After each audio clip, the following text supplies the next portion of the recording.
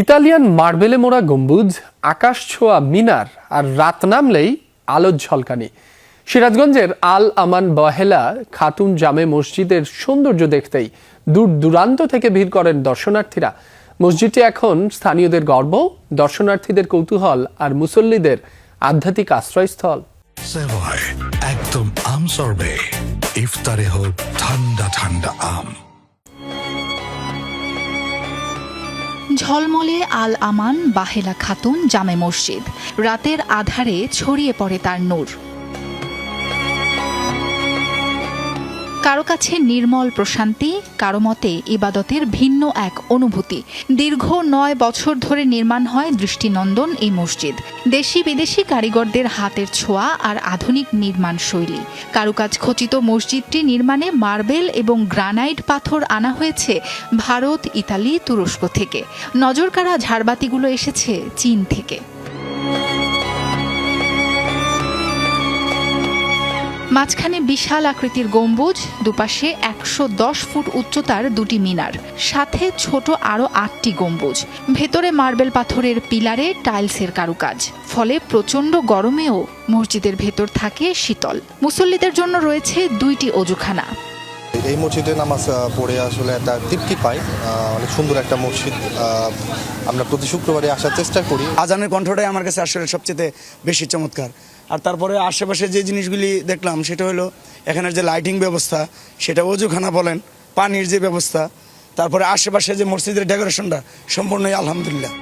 ২০১২ সালে ব্যক্তিগত অর্থায়নে সিরাজগঞ্জের বেলকুচি পৌর ভবনের পাশে আল আমান বাহেলা খাতুন মসজিদের ভিত্তিপ্রস্তর স্থাপন করা হয়। ১ একর জমির উপর নির্মাণ কাজ শুরু করেন স্থানীয় ব্যবসায়ী মোহাম্মদ আলী সরকার। তবে মসজিদটি উদ্বোধনের আগেই ২০২০ সালে মারা যান তিনি। পরে তার সন্তানরা নির্মাণ কাজ শেষ করেন। ২০২২ সালের ২ এপ্রিল জুমার নামাজ আদায়ের মধ্য দিয়ে মসজিদের উদ্বোধন হয়। পরিবেশটা খুবই সুন্দর এবং যারা নামাজ পড়ায় হাদিস বলে, এই বড় বড় আলেম আসে, সুন্দর সুন্দর কথা বলে। যেমন আজকে এই যে হাদিসগুলো বললো, এগুলো আমরা ইতিপূর্বে কোনোদিন শুনি নাই। সুন্দর পরিবেশ, খোলামেলা মনোরম পরিবেশ, আত্মতৃপ্তির জন্যই আসলে দূর থেকে আসে নামাজ পড়া। আল্লাহর শুকরিয়া জারি করার জন্যই আসলে মসজিদে নামাজ পড়া। পবিত্র রমজান উপলক্ষে আগত মুসল্লিদের জন্য প্রতিদিনই ইফতারের ব্যবস্থা করা হয় মসজিদ কমিটির পক্ষ থেকে। একসাথে প্রায় ৭,০০০ মানুষ নামাজ আদায় করতে পারেন। রয়েছেন ২ জন ইমাম, ৪ জন খতিব, ৬ জন খাদেম সহ একটি পরিচালনা পর্ষদ। প্রতিদিন ১৫০ থেকে ২০০ মানুষকে আমরা ইফতারের আয়োজন করে থাকি।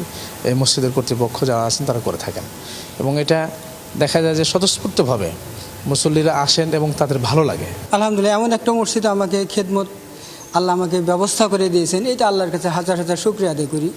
তারপরে সবচাইতে শুকরিয়া আদায় করি যখন আমি আমার কণ্ঠে, আমার মন থেকে যখন আজানগুলো দেই। প্রতি জম্মায় দূর দূরান্ত হয়তো বহু লোক আসে, মসজিদ পরিপূর্ণ হয় এবং দোতলা চলে যায়।